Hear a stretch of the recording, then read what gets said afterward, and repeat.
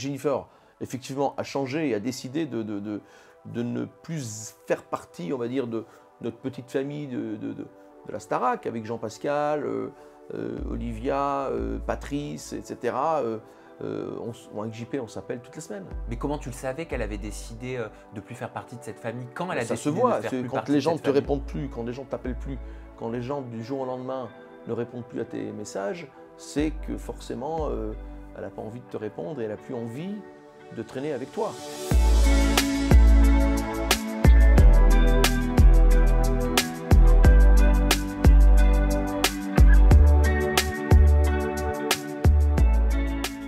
Je suis en compagnie de Mario Baravecchia. Bienvenue Mario. Merci Sam, merci pour cette invitation. Bah oui, ça fait très plaisir. Tu vas voir, on a beaucoup de sujets à aborder ensemble. Moi, la première fois que je t'avais vu à la télévision, oh merde, ça donne une T'étais tout indication petit, sur hein. mon âge. Mais je te regardais à la Star Academy. On était en 2001. Toi, t'avais quoi? T'avais 24 ans? Ouais, c'est ça. 24, 25 ans. Tu étais le finaliste de Jennifer. Tu te rends compte qu'il y a 22 ans qui sont Il passés y a par 22 là. ans et je te le disais, là, on a l'impression que c'était hier. Tu as toujours cette impression que c'était hier, cette incroyable aventure? Oui, parce qu'en fait, 22 ans, ça peut paraître beaucoup et en même temps, ça passe tellement vite. Ça passe très vite. J'ai eu la chance aussi de participer à toutes les éditions de la Star Academy en tant qu'invité. Et encore là, cette dernière, avec cette nouvelle génération, le 23 décembre. Et finalement, donc, chaque année, je regoûtais un petit peu à la magie de la Starac et de cette famille. Et c'est pour ça que les années passent très vite. Est-ce que ça te refait quelque chose dans ton corps, dans ton ventre, quand tu participes à une nouvelle édition de la Star Academy, avec autant d'intensité qu'à l'époque? Ah ben là, ça, c'est la toute première fois, hein. C'est la toute première fois. C'est quand je suis admis à la Starac, ça. Et en fait, ça, c'est un bouleversement. C'est un bouleversement parce que je suis arrivé à Paris en 99 pour la musique, pour la chanson, pour réussir dans la chanson. J'ai grandi en Belgique et la Belgique est un petit territoire pour pouvoir vivre de sa passion. Et un jour, du jour au lendemain, je suis parti avec ma petite valise, je suis arrivé à Paris, dans le 9e, et j'allais frapper aux portes pour faire des castings, des auditions, et je disais à ma famille, vous allez voir, je vais y arriver. Et donc ce premier prime où Nikos t'annonce, vous êtes admis à la Star Academy, il y avait mon frère, mon petit frère Fabrice qui était sur le plateau, dans la salle, là, il me regardait, et je le regarde en pleurant, parce que là, forcément, je lâche la pression, et je me dis, ça y est, c'est le début d'une nouvelle vie. On va parler de ta vie que tu as eue déjà depuis ta naissance, ce qui s'est passé depuis ces 22 ans, tes projets. On va parler aussi de la Star Academy et merci pour ce teasing Mario. Mais déjà, quand tu revois cette photo comme ça te fait quoi? Il y a 22 ans qui sont passés, tu vois quoi en ce jeune homme? Je vois un gamin qui a plein de rêves. Je vois un gamin qui a plein de rêves et qui aussi brûle les étapes, fait des erreurs. Hein, forcément, il apprend. Mais ce gamin et les erreurs qu'il a pu produire, pu faire, a fait l'homme que je suis aujourd'hui. Hein, donc, on est obligé de faire des erreurs. Et d'ailleurs, je le souhaite aux jeunes d'aujourd'hui de pouvoir se lancer, de pouvoir rêver, de pouvoir pousser les portes, faire des erreurs, parce que ça nous construit. Alors, tu arrives au monde, Mario Baravecchia, dans les années 70. Est-ce que tu peux nous partager le goût de ces années 70-80? Comment tu as grandi? Elle ressemblait à quoi ton enfance? Alors moi je suis né en 76, hein, le 16 novembre, dans un petit hôpital de la province de Liège, à Montagnier, et où d'ailleurs il y avait une grosse communauté sicilienne à l'époque, des Italiens du Sud, à cause des mines, hein, puisque mon grand-père est venu en Belgique après la Seconde Guerre mondiale pour travailler dans les mines et subvenir aux besoins de sa famille. Moi, j'ai eu une enfance merveilleuse.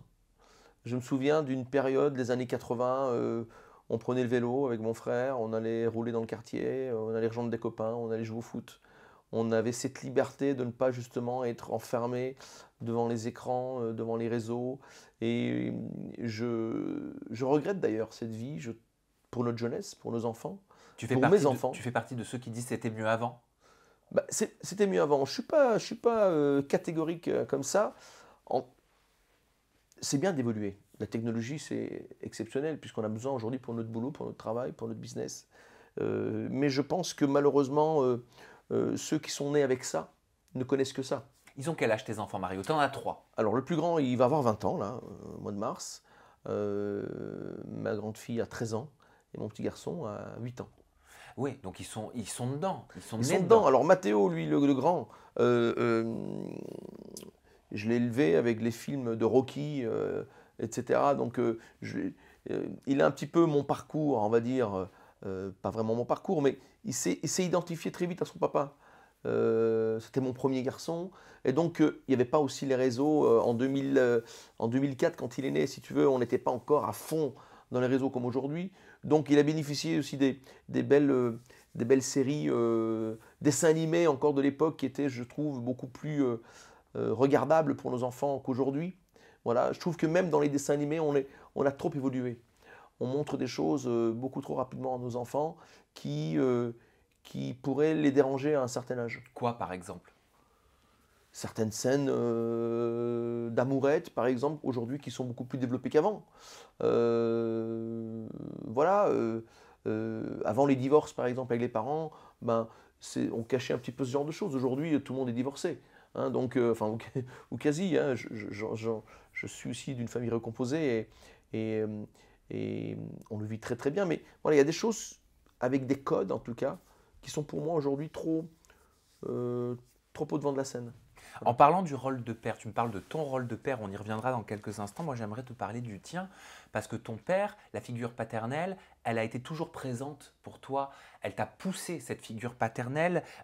C'est à ses côtés que tu chantais, avec ton grand-père également, dans son restaurant italien, aux côtés notamment de Frédéric François. C'est lui qui t'amène à ton premier concours de chant, animé par Pascal Sevran, ça s'appelle La chance aux chansons. Ce papa, est-ce qu'à travers toi, il voulait réaliser un rêve qu'il n'avait pas réussi à poursuivre lui-même?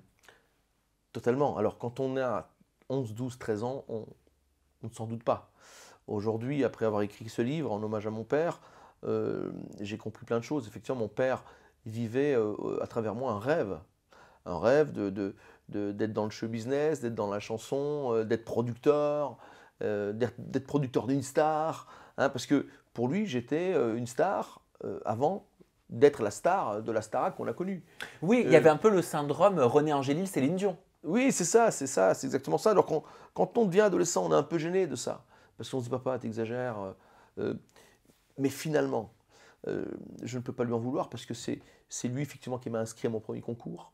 C'est lui qui ferme la porte de son restaurant, qui dit à ses derniers clients, venez autour de la table, mon fils va chanter.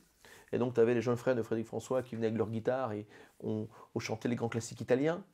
Et c'est lui qui, effectivement, a tout fait, s'est endetté pour trouver des sous, des fonds, et, et- et payer un attaché de presse parisien un peu véreux qui nous a trouvé quelques émissions par-ci par-là, mais surtout la plus grosse, effectivement, la chanson avec Pascal Sevran, et qui a été pour moi une étape importante parce que c'était une vraie émission de télé, regardée par beaucoup de monde à l'époque. Hein, il faut savoir qu'à l'époque, il y avait 6 7 chaînes de télé. Hein, donc, et la chance aux chansons, toutes les stars passaient par là. Elle était peut-être un peu ringarde aux yeux de certaines maisons de disques, mais les stars passaient par là. Bah, c'était la Star Academy de l'époque. Voilà. C'était un Non, mais télécrochet. effectivement, c'est ça. D'ailleurs, après la Starac, je me rappellerai toujours, donc en 2002, Pascal Sevran me réinvite, parce qu'il était fier que j'ai fait la première télé en France, c'était chez lui. Et je me rappelle que la maison de disques n'était pas d'accord. Il m'a dit, tu vas surtout pas faire la seule chanson. Ah, parce que concurrence. Voilà. Non, non, parce que c'était ringard à leurs yeux. Et je dis, je vais y aller. Pascal Sevran m'a donné cette chance. À l'époque, j'avais 16 ans. Et je vais y retourner pour lui, par respect. Et donc, je suis retourné faire la chance aux chansons contre l'avis de ma directrice de promo Universal à Non, l'époque. mais ça montre de toi un côté extrêmement loyal, reconnaissant. Ah ben, tu sais, si après, au bout de 22 ans, des gens de la production actuelle de la Starac, qui étaient à l'époque des assistants, qui sont devenus aujourd'hui les patrons, on s'appelle, on s'envoie des messages. Si j'étais pas loyal et si j'étais pas quelqu'un avec une éducation grâce à mes grands-parents, mes parents, honnête, ils ne m'auraient jamais invité à revivre de belles expériences autour de la Starac et autres encore aujourd'hui. On comprend mieux aujourd'hui ce qui te conduit à participer à la Star Academy. Donc on fait un retour en 2001 pour tous ceux qui connaissent la Star Academy aujourd'hui et qui n'ont pas eu la chance de la regarder à l'époque ou qui ont des souvenirs un petit peu flous. Faut qu'on recontextualise. La Star Academy, à l'époque en 2001, c'est le premier concours de chant à échelle internationale. Tout à fait. Concours de chant dans lequel des artistes du monde de la musique, du monde entier, viennent se produire. Tu ne sais pas ce qui va se passer, tu ne sais pas ce qui se passe. Est-ce qu'il y a déjà Loft Story en face sur M6? Oui, ça se terminait justement. Le Loft a commencé, hein, donc c'était la première émission de télé-réalité en France. Et juste après, il y a eu la Starac sur TF1. Et effectivement, les gens, au début, ça marchait pas trop, hein. Les 15 premiers jours, les 3 premières semaines. D'ailleurs, Arthur, à l'époque, le producteur, a eu envie d'arrêter l'émission. La Star Academy? Ah oui, bien sûr, parce que ça marchait pas. Et effectivement, les gens étaient un peu perturbés. Il y avait le Loft, ils se sont dit, c'est encore une nouvelle émission de télé-réalité. On ne savait pas ce que c'était à l'époque. Il y a des chanteurs dans un château. Voilà. Et finalement, grâce au parrain, Florent Pagny, grâce aux stars invités, grâce aussi à, à- à notre vie à l'intérieur du château, qui était effectivement un peu de télé-réalité, forcément, bah, la quotidienne a démarré, les gens se sont identifiés à Jennifer, à Jean-Pascal, à moi, à d'autres personnes, et effectivement, c'est un mix entre forcément une émission de télé-réalité, parce qu'on voit les gens vivre dedans, et une émission de variété. Parce que tous les Complètement. samedis soirs, c'était sacrée soirée. C'était des stars, c'était des duos. Et donc, je me mets à la place du public de voir dans son salon le gamin qui prend des cours de chant, qui évolue, qui se trompe et qui pleure, et puis qui arrive devant Elton John pour un duo. Bah forcément, la sauce a pris et on connaît le succès aujourd'hui après des années de cette aventure. Exactement, mais pour le coup, ça ne vous a pas évité à l'époque la comparaison Loft Story, la case quelque part télé-réalité. Tu vas me dire si tu es d'accord ou pas, mais en 2001, la Star Academy était vue, perçue quelque part, oui, comme un télécrochet, mais aussi comme une télé-réalité. D'ailleurs, même toi, dans une interview, il me semble que tu as confié que tu avais pâti quelque part les années après de cette étiquette télé-réalité. Pourtant, aujourd'hui, en 2024, la Star Academy n'a plus cette image de télé-réalité. Comme tu le dis, c'est les années après. C'est-à-dire qu'en sortant de la Starac, à l'époque, il y avait beaucoup de guerres d'échelle. C'est-à-dire, on était interdit de faire des émissions sur France 2, par exemple. France Télévisions. France Télévisions ne prenait pas des artistes de TF1. M6 ne prenait pas. Moi, j'ai eu des émissions, j'avais été programmé sur des émissions qu'on a annulées au dernier moment parce que j'étais un artiste avec l'étiquette Star Academy TF1. Voilà. Aujourd'hui, ça n'existe plus. Aujourd'hui, tu as même des animateurs qui vont dans les chaînes concurrentes faire de la promo. Donc, heureusement. Heureusement. Mais effectivement, la mentalité française, qui est encore aujourd'hui d'ailleurs le cas hein, pour certaines choses, est très en arrière, par exemple, de la mentalité américaine ou même latine, l'Italie ou l'Espagne. C'est-à-dire qu'ici, j'ai tourné dans Sous le Soleil, comme ça. Eh ben, je voulais faire j'avais un film qui me plaisait à l'époque, j'ai fait le casting, on m'a pas pris parce que j'avais fait Sous le Soleil. Donc, et en plus, j'avais fait la Starac. Alors que Will Smith, par exemple, qui a commencé avec des sitcoms, ou Schwarzenegger, sont aujourd'hui des stars reconnues en tant qu'acteurs. Donc c'est vraiment pas la même mentalité. La France est très fermée là-dessus, et encore aujourd'hui, ça a du mal. Mais tu as eu plein d'avantages, toi, avec ta participation à la Star Academy.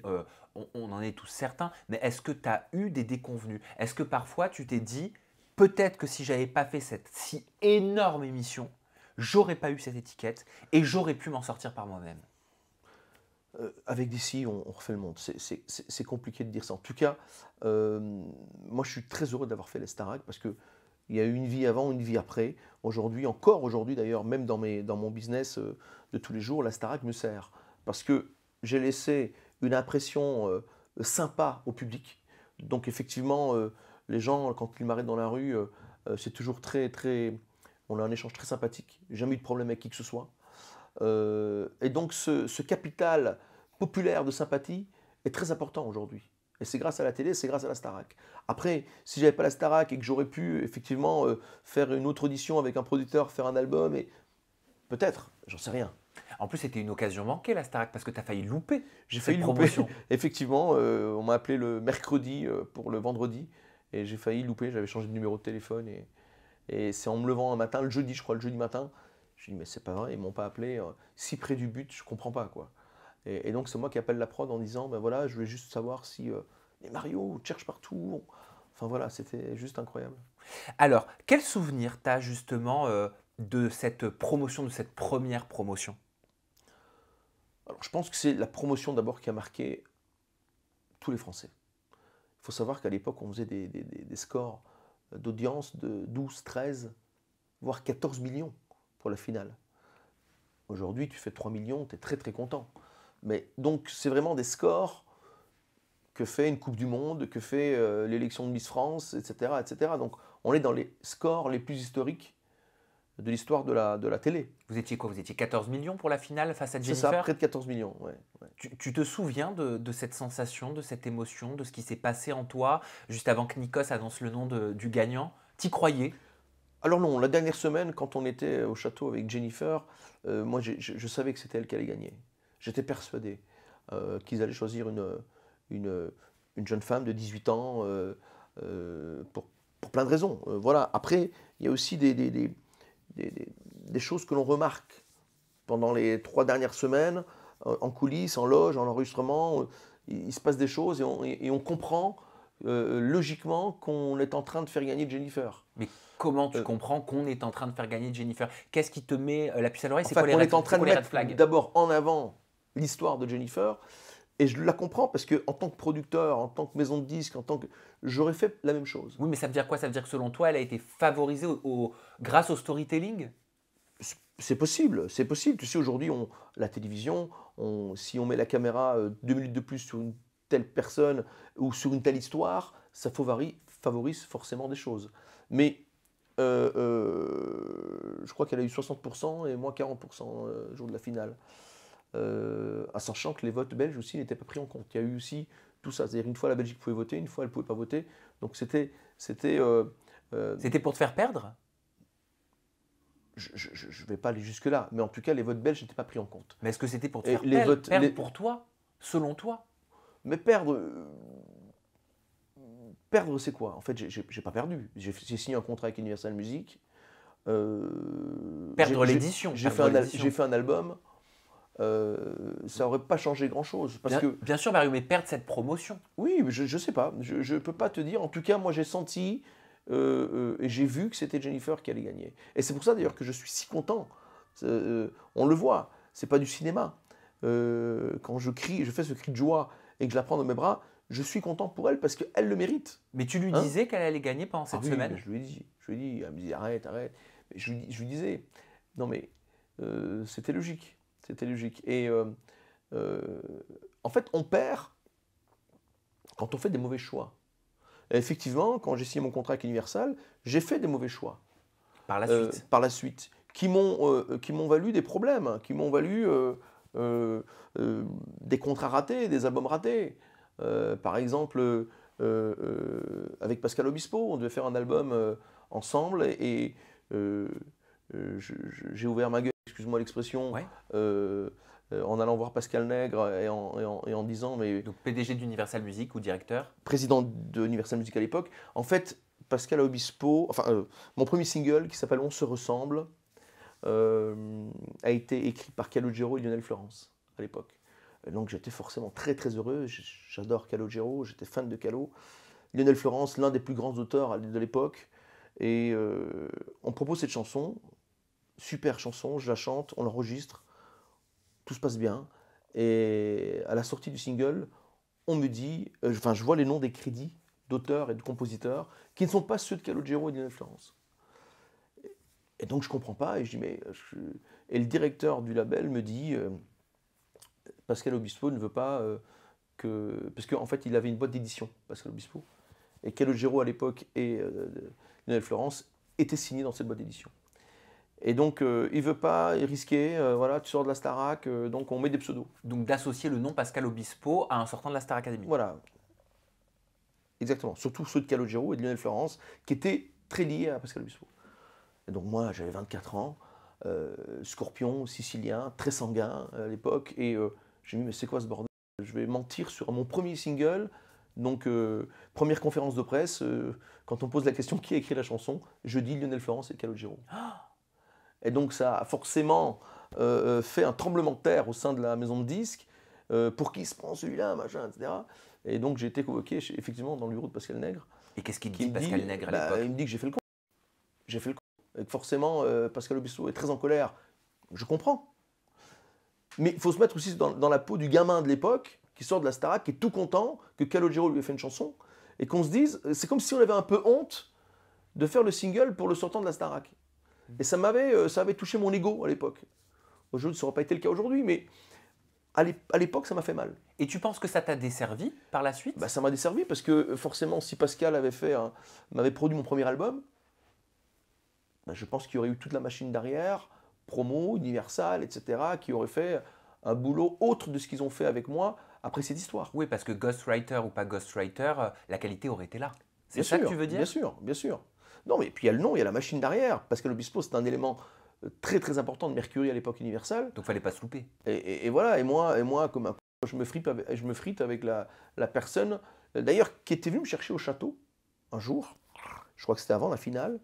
Quelqu'un vient me chercher et dit Pascal Obispo veut te voir. Donc on prend le chauffeur, on va dans le studio de Pascal Obispo. Et là, forcément, je suis impressionné, je suis content, j'adore Pascal. Et il me dit, je vais te produire ton album. Et en fait, si ça ne s'est pas fait, c'est parce que j'ai fait une erreur. Et c'est là où je veux en venir, c'est que les erreurs, elles se font après. Mais oui, mais je me rends compte que psychologiquement, même si tu avais 24 ans, ça ne devait pas être forcément tout le temps évident en termes d'ego, c'est toi qui faisais notion de ça, de se dire, ok, je suis dans une machine qui a fait des millions de téléspectateurs, on nous fait chanter avec des artistes, et au moment où je sors, c'est comme si quelque part, j'étais un peu une honte. Comme s'il ne fallait pas mêler son nom, un artiste de grand talent, à ce que je suis aujourd'hui. Bah, c'est-à-dire qu'ils prenaient des pincettes, quoi, aujourd'hui. Aujourd'hui, c'est plus le cas. Parce qu'aujourd'hui, on connaît l'émission, on sait ce que ça vaut. À l'époque, c'était la toute première émission de télé-réalité chanson. Hein, voilà. C'est un télécrochet médiatisé après le Love Story. C'est ça qu'il faut aussi réfléchir. Bien sûr, bien sûr. Et donc, on ne savait pas où on allait. Il y a eu un succès énorme. Donc, je peux comprendre que certains artistes, d'ailleurs, même des stars, venaient à reculons hein, à la première Starac. Il faut le savoir. C'est à la deuxième, ça a commencé à avoir des stars internationales américaines. Exactement. Hein, nous, on a eu Elton John, mais je veux dire, à part quelques stars françaises, les stars à l'époque ne voulaient pas venir. Est-ce que ce sont les stars qui servent le programme Star Academy ou le programme Star Academy qui sert les stars qui viennent? Bah, à l'époque, les stars, une fois qu'ils ont vu le succès de la Starac, quand ils ont vu que ça faisait autant d'audience, c'est eux, c'est les stars qui voulaient venir à la Starac faire la promo de leur album. Et aujourd'hui, qui est le plus fort? La promotion ou la star qui vient à la Star Academy en 2024? Aujourd'hui, on peut plus, je pense, on n'a plus les mêmes moyens dans la production. On n'a pas les moyens de faire venir une Beyoncé, une Rihanna sur un plateau télé français. Ça engendre beaucoup trop de frais. Aujourd'hui, d'ailleurs, à l'époque, on gagnait 1 million d'euros, aujourd'hui, c'est 100 000. Hein, donc, tout a changé. Les coûts de production, le coût de la vie, en général. Et je le vois, quand on fait des émissions, on n'a plus les mêmes budgets. Nous, quand on sortait de la Starac, moi, j'ai eu un garde du corps pendant 6 mois, payé par la production. On était dans un appart-hôtel dans le premier pendant plusieurs mois. Certains, hein, c'était Olivia, Jennifer, moi et Jean-Pascal, je crois. On avait des moyens, on avait nos limites. Moi, je me rappelle d'Alexa Laure-Joubert, un jour, je me suis fait engueuler d'ailleurs, me dit, on dormait au Concorde Lafayette à l'époque. Donc moi, avec Jean-Pascal, on monte à l'étage, bar, il fallait juste signer en démol. Tu te rends compte qu'à 24 ans, on s'amuse un peu. Donc je prenais des bouteilles de champagne avec JP, et le lendemain, on était sur le plateau. Et quand elle a su la note, elle m'a engueulé, hein, elle m'a bien engueulé, Alexia. Elle était de combien la note? Je me rappelle plus, mais en fait, je pense qu'eux aussi, ils étaient dépassés par les événements de cette production. Et comme tout fonctionnait très très bien, avec des audiences incroyables, voilà, ils nous ont laissé faire. 1 million d'euros, tu disais la différence. 1 million d'euros à l'époque en participant pour le gagnant à la Star Academy, 100 000 euros aujourd'hui. Et 1 million d'euros, c'est cette somme qu'avait touchée Jennifer. Elle te devait pas une Ferrari? On s'était promis, en fait, lors de notre dernier dîner au château, j'ai lancé ça, écoute, si tu gagnes, qu'est-ce qui te ferait plaisir? Et elle me dit, ben, moi, je veux une maison en Corse. D'ailleurs, elle a sa maison en Corse. Et je lui dis, ok, ben, je te payerai ta maison en Corse si je gagne. Et dis-toi, tu veux quoi? Oh, je dis, moi, ça fera plaisir à mon père aussi. Elle a une Ferrari. Elle a toujours voulu avoir une Ferrari. Mais rouge, hein. Ah oui, c'était précis. Et donc voilà, c'était une joke. Et puis, effectivement, les journalistes nous ont posé très longtemps la question. Et c'est un peu d'ailleurs pour ça qu'on s'est un petit peu perdu de vue avec Jennifer, parce que ça ça l'a embêté aussi de voir dans les médias toujours la même question posée par les journalistes. Et un jour, moi j'en ai eu marre, j'ai dit écoutez, elle ne me l'a pas offerte, voilà, allez lui dire pourquoi, allez lui demander pourquoi. Et je pense qu'elle n'a pas dû aimer mais à un moment donné, pendant 5, 7, 8 ans, quand on te pose la même question et que j'ai pas la Ferrari, il fallait bien que je leur réponde quelque chose de cohérent. Parce que Hein. moi, j'allais te demander s'il n'y avait pas eu des frictions entre Jennifer et toi, pour parler simplement. Bah, ça a commencé avec ça, voilà, c'est par interview interposée, hein, parce qu'au tout début, c'était comme ma petite sœur Jennifer. D'ailleurs, j'ai fait sa tournée, puisqu'on a un duo sur son album qui s'appelle Je garde, qui est une très belle chanson, Ah, je m'en souviens. qui est magnifique comme tout, qui devait d'ailleurs être un single. Et son manager de l'époque en a décidé autrement. Pourquoi? Parce que, est-ce que c'est encore cette histoire avec Pascal Obispo qui a peut-être aussi créé ce nouveau choix? Parce qu'en Hein. 2011, tu dis dans la presse, bien sûr, elle a changé. En parlant de Jennifer, depuis sa starification, Jennifer n'est plus la même, donc physiquement. Avec les opérations, c'est plus facile. Il y a une métamorphose incroyable, les yeux, les pommettes, enfin plein de choses. On s'en fout, ça l'embellit en plus. Tant mieux pour elle. Apparemment, ce sont des déclarations qui ne l'auraient pas enchantée. Non, mais Plus que forcément. ça. Alors, ça aussi, c'est il y a quelques années, ça déjà. 2011. Voilà, 2011. Donc, tu vois, je suis encore, entre guillemets, un jeune con. Euh, mais c'est la colère qui me fait parler à l'époque. Puisque forcément, c'est dommage que cette amitié se soit arrêtée avec Jennifer. Donc, ça me met en colère, ça me rend triste, ça me fait de la peine. Et du coup, forcément, je ne sais plus quelle interview c'était, ça, je crois que c'était une radio le matin, non, avec Guillaume, je crois, c'est ça. Il est 6 heures du matin, je réponds ça comme ça. Voilà, j'aurais pas dû dire ce genre de choses, effectivement. Mais Euh, tu étais en colère contre quoi? Contre qui? Contre Jennifer? Contre la Star Academy? non, pas contre Star Academy. Non, non, mais Jennifer, effectivement, a changé et a décidé de ne plus faire partie, on va dire, de notre petite famille de la Starac, avec Jean-Pascal, Olivia, Patrice, etc.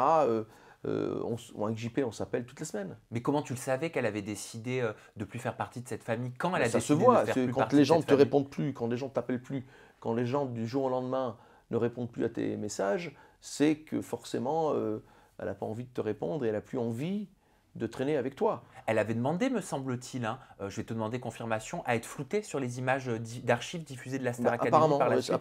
c'est ce que. Bah oui, on la voyait floutée. Hein, bon. Et toi, tu l'interprétais comment ça?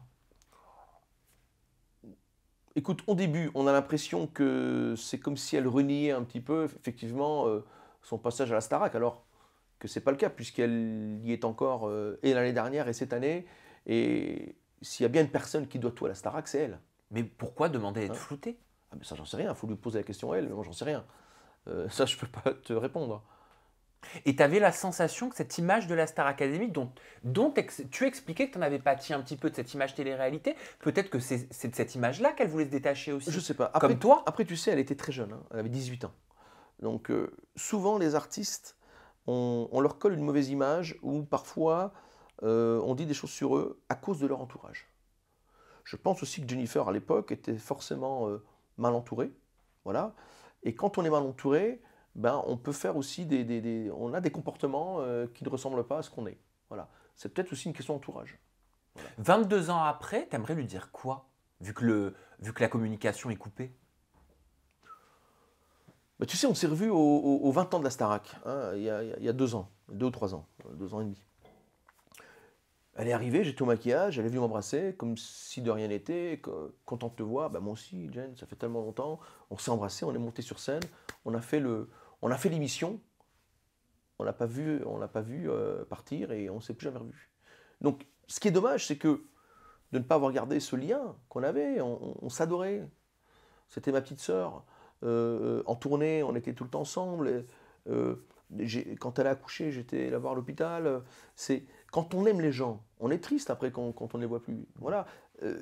Un exemple que je prends souvent, c'est Nikos, qui est resté celui que j'ai connu dès le début. Il n'a pas changé. Donc t'estimes, ça veut dire que la star qui est devenue Jennifer a oublié qu'elle a été ta petite sœur? Je pense que les interviews, je pense que les médias sont fautifs, en tout cas de nos disputes, même si on n'a pas eu de dispute vraiment. Les médias nous titillaient avec ces questions. hein, sur la Ferrari, Jennifer. Voilà. Donc, on a eu ras-le-bol, elle comme moi. Et puis, ben, des réponses mal interprétées de ma part, des réponses de sa part aussi. Voilà. Et puis, ça a engendré, si tu veux, toute une montagne. Alors, bien sûr, mais tu donnais l'exemple des 20 ans de la Star Academy où elle vient t'embrasser dans la loge et vous passez un bon moment et elle part, tu la vois même pas partir. Ça veut dire quoi, ça, pour toi? Ça, c'est pas les médias. Écoute, j'ai essayé de la contacter lors d'une émission en Belgique, pour la promo de mon livre d'ailleurs, je crois, non, un peu avant, pour une autre, il y a 2 ans, je crois. J'étais sur la RTBF et le producteur m'annonce, bah, tiens, il y a Jennifer qui va arriver dans 1 heure. C'est l'occasion de se revoir, de mettre tout sur la table et de repartir sur des bonnes bases. Donc j'ai appelé son manager, je lui ai envoyé un message, ils m'ont jamais répondu. Donc voilà, c'est triste en soi, mais c'est son choix.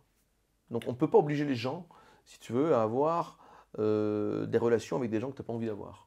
C'est comme ça. Mais moi, ce que je veux lui dire, c'est que je suis très très content pour elle. Très content pour elle. C'est une maman déjà, donc déjà elle a dû traverser des moments extraordinaires. Parce que quand on est mère et qu'on met au monde des enfants, c'est une sensation qui est juste inexplicable. Et elle a une famille, elle est heureuse, elle fait ce qu'elle aime. Je suis super content pour elle. Tu nous expliquais tout à l'heure que tu avais pu signer avec Universal Music après la Star Academy. Tu as parlé dans la presse de l'argent que ça t'avait généré. Tu as dit que tu avais touché entre 600 à 800 000 euros, que tu avais vendu plus d'1 million d'albums. Et c'est vrai que c'est beau, quoi. Félicitations encore pour ça. Mais cet argent, tu l'as flambé. Alors, ça, tu prends ça de Jordan. Mais Jordan, il aime bien de s'arrêter au plus gros chiffre à chaque fois, que j'embrasse, que j'aime beaucoup. On gagne ces 800 000 euros en 2 ans. En 2 ans, 2-3 ans. Forcément, le premier chèque d'Universal était de 250 000 euros, je crois, d'avance artistique. Tu as 24 ans, tu sors de la Starac, tu es une star. Il faut savoir qu'on est des méga stars. On ne peut pas marcher dans la rue. On ne peut pas se déplacer. Parce que on a eu un tel engouement à la télé que moi, je me rappelle Puis il y a eu la tournée, sold out partout. Puis il y a eu l'autre Starac, puis il y a eu le second album, puis il y a eu le single. Le jeu Star Academy, je l'avais. Le jeu Star Academy, le livre de la Starac. Et si tu veux, pendant 3-4 ans, j'ai vécu la folie. La folie. Et donc, cet argent, quand tu habites à Paris, ça va très vite. Ça va très vite. Des entourages qui profitent forcément de Mario à cette époque-là, parce que qui aime faire la fête, qui aime sortir, qui aime aller au resto, qui aime aller en boîte. Ah, donc Magnum de champagne, boîte de nuit, Voilà, l'étoile, le Tony Magnum, Gomez, exactement. VIP Room. Tu as dit les noms, effectivement. Tony m'a vu très bon client très longtemps, à l'époque. Il devait t'aimer. Oui, non, mais j'ai passé, je ne le regrette pas en fait. Je ne le regrette pas parce que j'ai passé des moments extraordinaires. J'ai connu des gens aujourd'hui qui sont encore mes amis après 20 ans. Voilà.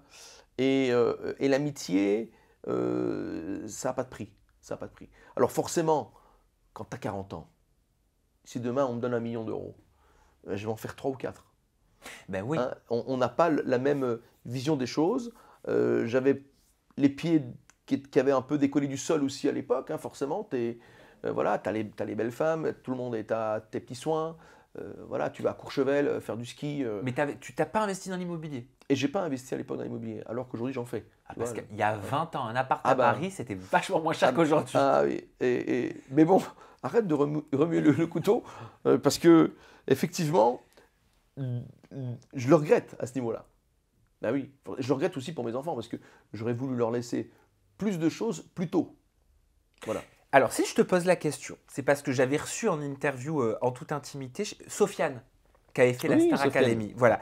Et voilà ce qu'il avait confié sur la tournée à laquelle il avait participé. Et je voulais savoir si pour toi, en saison 1, avec ta promotion, c'était à peu près similaire. Regarde. En tout, la Starac, à l'époque, j'ai peut-être gagné 150 000 euros, peut-être 200 000 euros.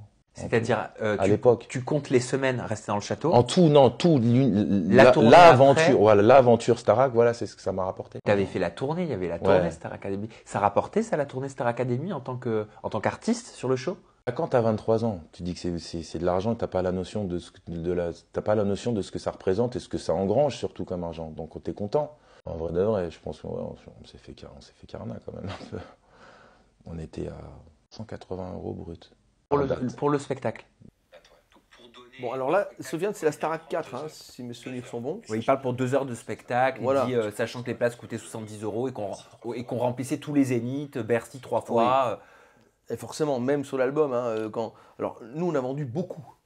Nous, entre le single et l'album, on a vendu près de 5 millions de disques, hein. C'est énorme. Donc forcément, 5 millions de disques, c'est au prorata, ceux qui chantent le plus gagnent le plus. Ah bon? Ah oui, bah forcément, si il y a un chanteur qui a qu'une chanson, il gagne moins que moi qui chantais sur cette chanson. Même en fonction des. Dans une seule chanson, c'est en fonction de celui qui chante le plus? C'est surtout au niveau des titres sur l'album. Voilà, je ne sais plus combien de titres il y avait, mais je pense qu'il y avait 12 ou 13 titres. Et ceux qui chantaient le plus, c'était Jennifer, moi, Olivia, effectivement, donc on a gagné plus. Voilà. Et plus les chansons sont passées aussi diffusées à la radio, on gagne plus, forcément. Après, on n'était que des interprètes, on n'était pas des auteurs-compositeurs, donc on n'avait pas d'édition, hein. On gagne qu'en interprétation. Donc c'est beaucoup moins que quelqu'un qui écrit ses chansons. Et sur la tournée, Voilà. vous aussi, c'était Mais sur la tournée, nous, 350, on était, en tout cas pour ma part, j'étais payé plus que ça. Et encore une fois, c'est la première tournée, c'est Gérard Louvain. Je ne sais pas d'ailleurs si à son époque c'était encore lui. On était assez chouchoutés. En revanche, effectivement, il y avait des négociations par nos avocats, nos conseillers. Et Jennifer gagnait peut-être plus que moi, je ne sais pas. Et moi, je gagnais plus qu'un autre. Mais parce qu'on a négocié en fonction de ce que l'on apportait à la tournée. Moi, sans moi, d'ailleurs, on était les deux seuls, je crois, Jennifer et moi, assurés. On a assuré nos cordes vocales à l'époque. Voilà. C'est-à-dire que le producteur nous a envoyés chez un médecin très connu à Paris pour. Un phoniatre. Exactement. Et nous assurer d'abord que nos cordes vocales allaient bien et prendre une assurance.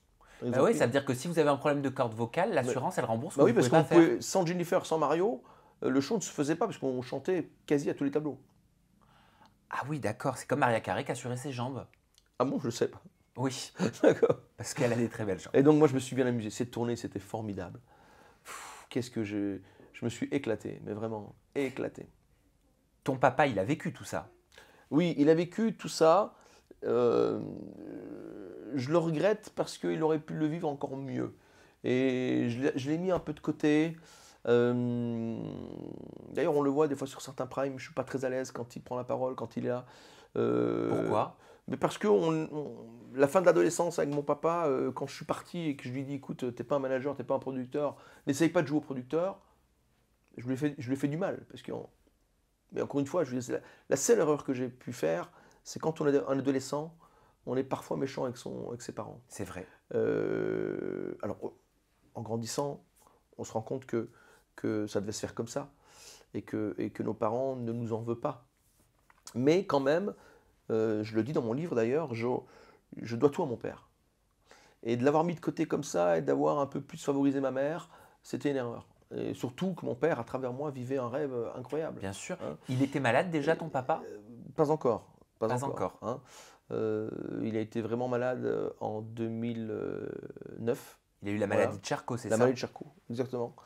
Et son frère, pareil, en 2008, est mort de la maladie de Charcot. Ah d'accord. Donc c'est vraiment, ça a touché 3 personnes de la même génération, puisque leur cousin Germain est mort aussi de la maladie de Charcot. Ça peut te toucher, toi?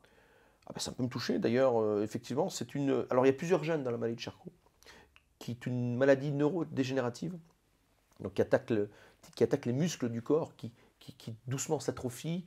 On devient un légume, hein, voilà. Et puis on meurt par une paralysie des muscles respiratoires. Donc on étouffe.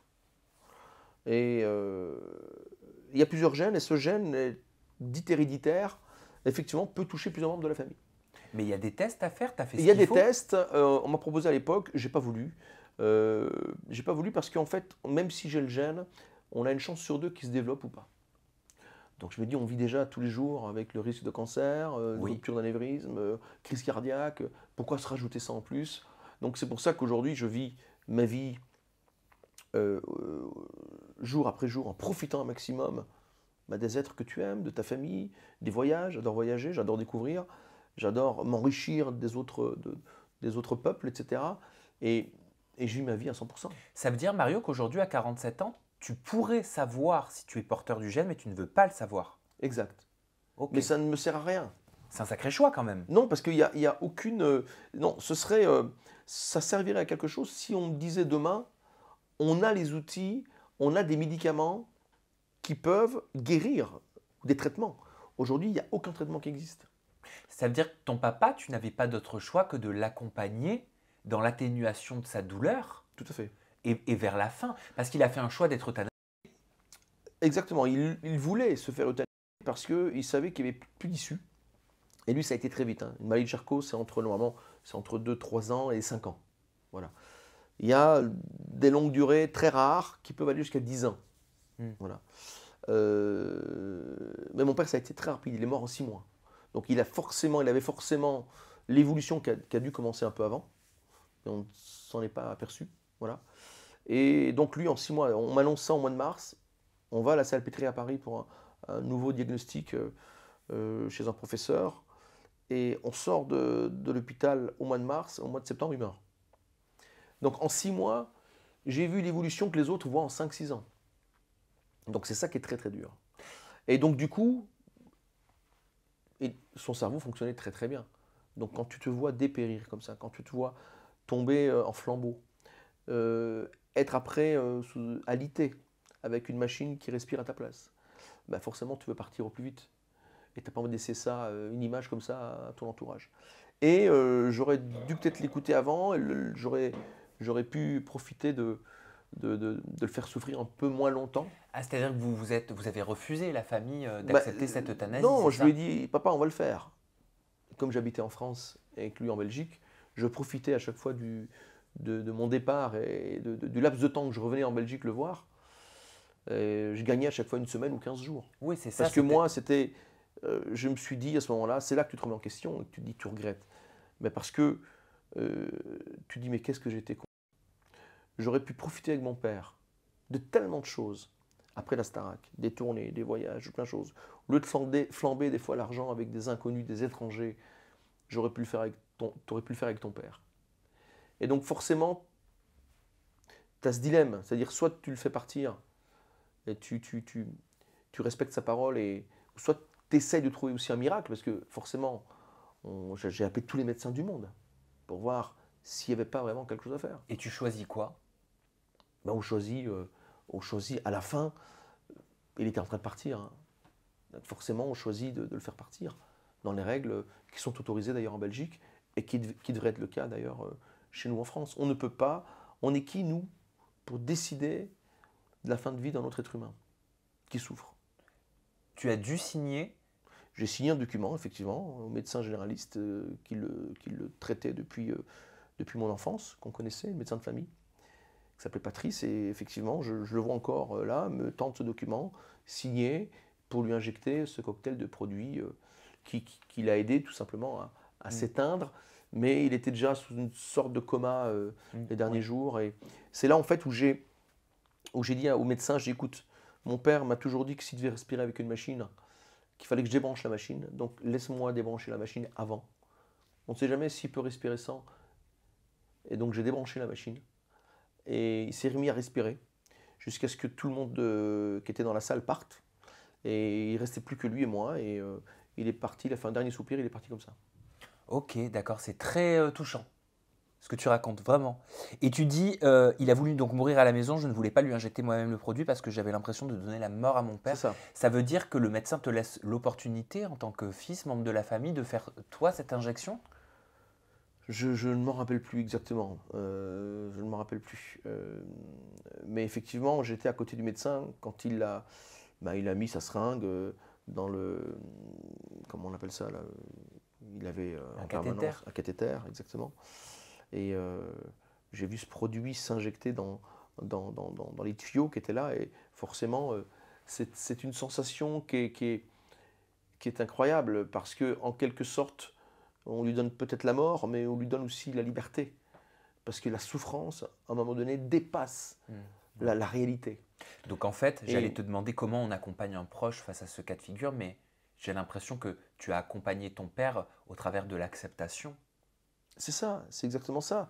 Ce qui est difficile, hein, parce que en tant que fils aîné, en plus, tu prends beaucoup sur les épaules, c'est toi qui t'occupes de beaucoup de choses, et tu n'as pas le droit, après tout ça, de sombrer. Il faut préparer la cérémonie, il faut inviter les gens, etc. C'est très compliqué. Hein. Et donc forcément, ça a chamboulé ma vie personnelle. ça a chamboulé mes projets.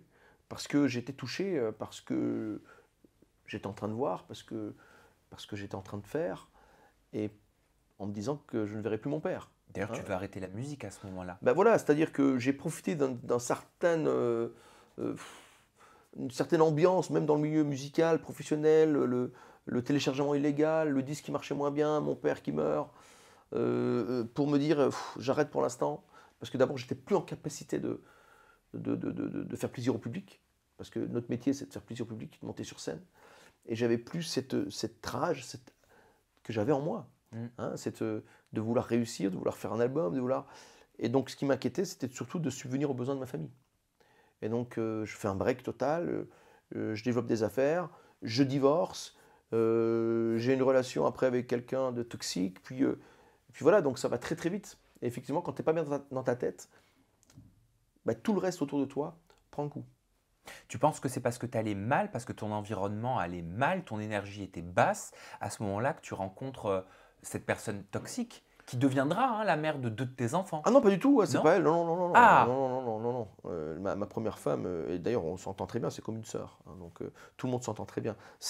Après mon divorce, effectivement, je rencontre quelqu'un, et ben, forcément quand tu es faible, quand tu n'es plus en capacité de faire résonner ton cerveau correctement, tu fais des mauvais choix. D'abord, tu es tout seul, tu rentres chez toi le plus tard possible parce que tu n'as pas envie d'être tout seul chez toi. Donc, bah, tu traînes dans les restos avec des copains, tu bois des canons, tu rentres à moitié bourré chez toi. C'est là où tu expliquais que tu consommais pas mal quand même d'alcool à ce moment-là. Bah, c'est pas que je devenais alcoolique, mais quand tous les soirs tu bois 2, 3 bouteilles de vin avec des copains, à un moment donné, tu peux sombrer très vite. Voilà. Et Mais oui, mais c'est quoi la différence entre l'alcool festif oui, mais c'est ça, et l'alcoolisme en c'est de vrai? l'alcool festif qui peut après prendre un pli, effectivement, très rapidement. Et heureusement que j'avais mes enfants, parce que la semaine où j'avais mes enfants, ben forcément, j'avais des horaires. J'allais les chercher à l'école, je faisais le dîner à la maison, etc. Donc, et j'ai remarqué que euh, je pense que j'aurais du mal d'ailleurs à vivre seul aujourd'hui. Euh, Parce que j'ai besoin d'une certaine manière de vie avec moi. J'ai besoin d'avoir ma femme, j'ai besoin d'avoir une épaule, j'ai besoin d'avoir quelqu'un. Et je sais que je suis quelqu'un qui n'aimerait pas vivre seul. Voilà. Tu as du mal avec la solitude. La solitude, c'est bien 3 jours, mais je suis quelqu'un de très famille, moi. J'ai besoin de rentrer et de sentir les miens autour de moi. La solitude, c'est le silence. Et pourtant, tu as écrit une chanson hommage à ton papa qui s'appelle Le Le silence difficile. Ouais. Très belle chanson. Très belle chanson qui évoque d'ailleurs ben, tout ce parcours, ces allers-retours quand je vais voir mon père à l'hôpital. Et parce que quand je faisais les 600 km qui séparaient, parce que je vis à Beaune, en Côte d'Or, en Bourgogne, il y a 600 km environ. Quand je faisais cette route pour aller à chaque fois le voir, j'étais dans le silence le plus complet dans la voiture. J'écoutais pas la musique, j'écoutais rien, parce que je réfléchissais. Comment faire, quoi faire, comment le faire guérir. Je priais beaucoup dans la voiture. Donc je priais tous les dieux qui existent pour trouver une solution, hein, pour pouvoir sauver mon père. Et je dis, il ne peut pas mourir à 54 ans. Là où justement je commençais à devenir ami avec mon père. Et donc voilà, c'est pour ça que je dis souvent à mes enfants d'ailleurs, mon grand garçon me dit souvent, parfois, papa tu me dis tout le temps ça, arrête, ça le barbe un peu, mais parce qu'en fait il faut rire avec les gens quand ils sont là. Il faut profiter des gens quand ils sont là. Et quand on aime les gens, des fois, c'est pas parce que l'autre vient pas te voir, l'autre t'appelle pas, etc. On s'en fout. Appelle-le, va le voir, tu l'aimes. Passe un week-end avec lui ou avec elle. Donc voilà, faut vraiment... les gens qu'on aime, il faut leur dire. Avant, il y avait cette pudeur, souvent, on ne disait pas je t'aime. Moi, je dis je t'aime à mes enfants tous les jours. Et vous êtes une famille recomposée. Et on est une famille recomposée. J'ai ma petite femme que j'ai rencontrée d'ailleurs après cette période très toxique, etc. En 2018, Voilà, Jessica. qui était plus jeune que moi, qui avait 23 ans à l'époque, donc j'avais un peu peur de l'âge. Hein, et aujourd'hui, ma femme a 33 ans, ça fait plus de 10 ans qu'on est ensemble. C'est un ange envoyé du ciel. Je me demande même si c'est pas mon père qui me l'a envoyé. Et voilà, qui est là, qui est une mère de famille. On a un petit garçon, mais qui est aussi une deuxième maman pour mes enfants. Elle s'entend très très bien avec la mère de mes 2 premiers enfants. On est une belle famille recomposée. On se voit souvent, on fait parfois des fêtes ensemble. Et c'est génial. Ton grand, il a 20 ans. Le grand, il a 20 ans. Il a 20 ans. Il est dans quel domaine? Il est aux études encore. Il est aux études. Et il a envie de faire quoi? Eh ben, il ne sait pas trop. La jeunesse aujourd'hui est un petit peu perplexe à ce niveau-là. Ils ne savent pas un peu trop. La petite fille très ancée, elle veut être vétérinaire. Donc c'est très bien. Le grand, lui, il a un niveau aussi très artistique. Ça, il fait du piano, il fait du dessin. Il est très très fort en artistique. Il t'a jamais dit, papa, je vais m'inscrire au casting de la Star Academy, nouvelle Non, il aurait promotion. voulu, mais je ne sais pas chanter. Alors qu'il a une oreille, hein, donc il sait jouer de la musique, mais il ne sait pas chanter. Et souvent, il dit, pourquoi t'as donné ça à ma sœur? Moi, j'aurais voulu chanter. Tu le pousserais si te disait, Ah bah, ben, j'aimerais faire ça comme métier, chanteur? à tous mes enfants, je leur dis, bon, le petit dernier fait de l'équitation, il adore ça, il voudrait faire des compétitions.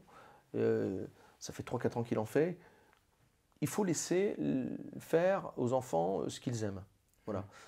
J'en suis l'exemple. Mon père, pourtant à l'époque, sicilien, restaurateur, etc., il m'accompagne au conservatoire. C'est lui qui m'inscrit au concours de chant. Donc voilà, mon frère, lui, faisait du basket. Donc rien à voir, mais il nous accompagnait. Mon père a toujours été là pour nous accompagner, pardon, à travers nos passions. Et la politique, c'était une passion? Ah, la politique. Parce qu'alors en 2020, c'est toi qui l'as dit, hein. Non, en 2007, tu as eu la chance de rencontrer, c'est ce que tu dis, Nicolas Ouais, Sarkozy ouais, dans la loge de son meeting. ouais, Et c'est lui apparemment qui t'a déclenché cet intérêt que tu as eu c'est ça. et qui t'a manifesté cet engouement politique. Alors que je ne l'aimais pas du tout à l'époque, hein. Et j'ai été invité par une amie qui était proche de lui. Et j'arrive à ce meeting. Effectivement, d'abord, le meeting, il m'a renversé parce que c'est un très, très bon orateur. Il est très, très fort. Il était dégoulinant comme une rockstar après son meeting. Donc, il y a mis vraiment tout son cœur. Et ensuite, je l'ai rencontré dans sa loge. Et d'ailleurs, une de ses maquilleuses, c'était ma maquilleuse à la Starac. C'était incroyable quand même comme coïncidence. Et il y avait aussi Madame Rachida Dati qui était là. Et effectivement, j'ai eu une conversation avec lui qui m'a poussé à m'intéresser à la politique, en tout cas. Voilà. Et la politique m'intéresse. Pourquoi elle m'intéresse? Parce que la politique, à la base, est faite pour aider les gens. À la base. Oui. Je dis bien à la base. Mais j'ai vu un peu, en me présentant au municipal en 2020. En Côte d'Or? Voilà, en Côte d'Or. Bon, je l'ai fait d'abord un petit peu pour me, me, me venger en quelque sorte parce qu'en fait, je devais accompagner le maire existant. Le maire existant. Et quand j'ai vu certaines choses, etc., qui m'ont un peu déplu, ah, j'ai dit d'accord, tu veux faire comme ça, ben, je vais me présenter contre toi. Alors que je savais très bien que c'était.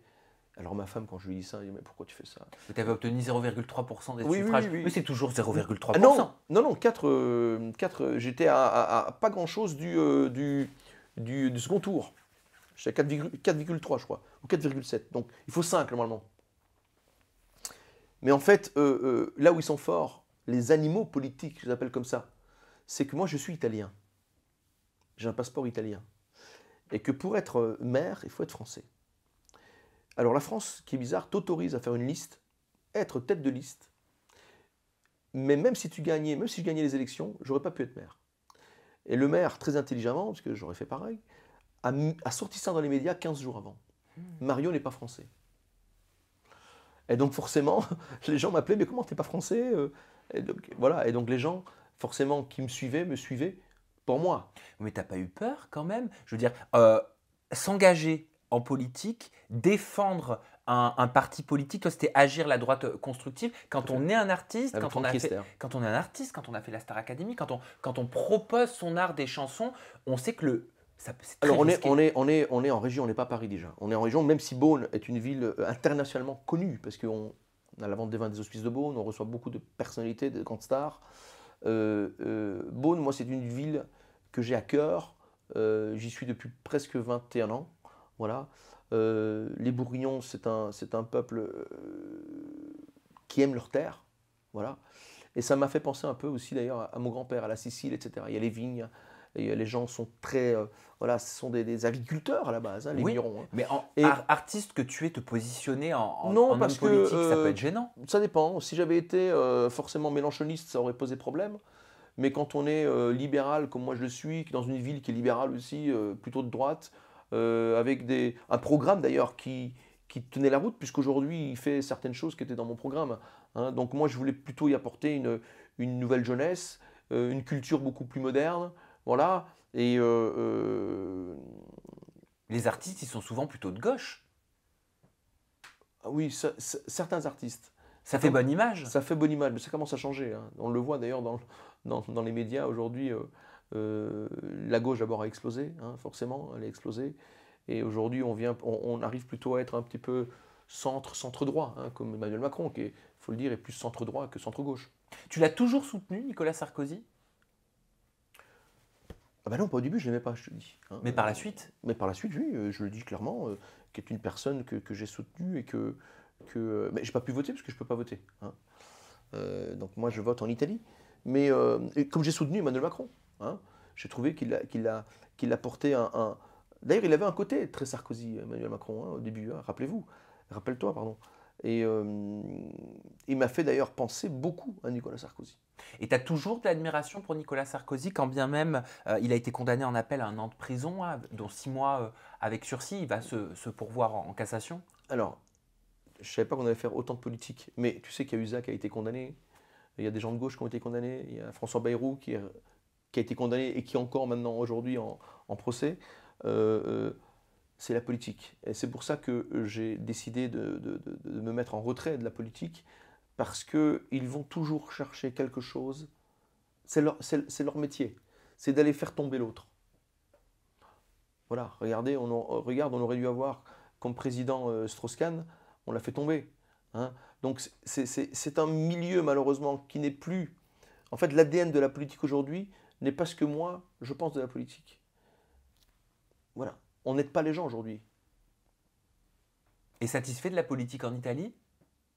Ben, je ne vis pas en Italie, donc je ne peux pas j'ai des amis qui vivent en Italie, mais en tout cas, je peux te dire que j'ai aussi de la famille et des amis très proches qui sont à New York ou à Los Angeles et qui vont voter Trump pour le prochain coup. Et qui m'ont expliqué des choses. Je me dis, mais pourquoi tu vas voter Trump? Parce que forcément, tout le monde, on n'aime pas le personnage, on n'aime pas l'image que Trump dégage. Euh, euh, et pourtant, mon cousin Germain, homosexuel, me dit, je vais voter Trump. Parce qu'en fait, ils votent avec leur portefeuille aux États-Unis. C'est-à-dire que qui va me faire gagner le plus d'argent? Avec quel président je vais être le plus confort dans ma vie? Et effectivement, économiquement, on sait que Trump a mieux travaillé qu'Obama, par Parce exemple. qu'en Italie, la présidente, elle est d'extrême droite, c'est ça? Elle n'est pas d'extrême droite, elle est de droite, mais elle sait effectivement allier avec une personne de l'extrême droite, effectivement. Ok. Voilà. Et toi, en tant qu'Italien, tu le vois sous quel œil? C'était pas du tout prévu, mais je trouve ça intéressant vu Oui, qu'on papote politique. alors, moi, j'aime pas les extrêmes, que ce soit de gauche ou de droite. Mais si tu veux parler des extrêmes, et je n'ai aucun souci là-dessus parce que je dis ce que je pense, aujourd'hui, quand on dit par exemple que le Rassemblement national est un parti d'extrême droite, ça me gêne. Il l'était, avec une figure comme Jean-Marie Le Pen qui a vraiment eu des propos et tenu des combats d'extrême droite. Mais aujourd'hui, quand on voit Jordan Bardella ou quand on voit d'autres personnes qui, d'ailleurs, je connais beaucoup de monde dans la région, chez moi, qui sont soit à gauche, soit au centre, soit à droite, soit au Rassemblement national, que je côtoie, je ne peux pas laisser dire que ces gens-là sont d'extrême droite. Je pense qu'il y a eu un cap de passé, qu'il y a eu une évolution là-dessus aussi, et que les extrêmes, ce ne sont pas ceux-là, pour moi. Voilà. J'aurais plus d'inquiétude, en tout cas, à avoir arrivé au pouvoir des gens de la France insoumise que le contraire. Mélenchon, c'est plus extrémiste que Marine Le Pen? Ah ben en tout cas, avec les propos qu'il a tenus ces derniers temps, il m'inquiète plus. Parce qu'un représentant de la République ne devrait pas sortir ce genre de propos. Quels propos? Plein de propos avec la police, certaines aussi insultes qu'il a fait à différentes personnes, etc. Je pense qu'il faut qu'on vive dans un monde, déjà que le monde va mal. Si les partis politiques commencent à attiser la haine et à encourager la violence lors de manifestations, etc., c'est la débandade. Voilà. Que ce soit la gauche ou la droite. Je pense qu'on devrait être d'abord beaucoup plus pacifique, beaucoup plus dans aimer son prochain. C'est peut-être naïf ce que je dis, hein, mais c'est comme ça que je vois la politique. Dans le dialogue et dans aider son prochain. eh ben, on aura parlé musique, on aura parlé politique, on aura parlé projet, on aura parlé histoire de famille aussi. Merci beaucoup, Mario Baravecchia. C'était un plaisir d'échanger avec toi. Ton livre, il est disponible, Mon père, Bien sûr, Mon père ma bataille. bataille. Tu parles beaucoup de ton papa et on l'a tous compris. Hein, c'était très touchant quelque part. C'est peut-être une façon de continuer de le faire vivre ou de rattraper ce temps que tu estimes avoir un petit peu perdu à une certaine période. Et merci de nous l'avoir partagé avec générosité. Il y a aussi le single, Le silence difficile, une chanson importante pour toi. Est-ce qu'il va y avoir un EP, un album prochainement? Je suis en train de préparer un album. Ah! Voilà. Je suis en train de préparer un album. Effectivement, ça prend du temps parce qu'aujourd'hui, je suis dans l'immobilier. J'ai plusieurs agences immobilières. Et donc, je travaille beaucoup. Et aujourd'hui, la musique et la partie artistique, en tout cas, je ne vais pas dire qu'elle passe après, mais en tout cas, je le fais avec beaucoup plus de légèreté pour me faire plaisir. Parce que si je ne prends pas du plaisir, je ne pourrais pas apporter du plaisir sur scène lorsque je serai en concert. Et pareil, je ne veux pas faire des tournées et de me mettre du stress, en tout cas là-dessus. Je veux faire des concerts comme ça le week-end pour me faire plaisir et avoir un partage avec le public. Voilà, donc ça va être fait en tout cas avec beaucoup d'amour, voilà, beaucoup de passion, comme un artiste devrait le faire au début. Back to basics. Voilà.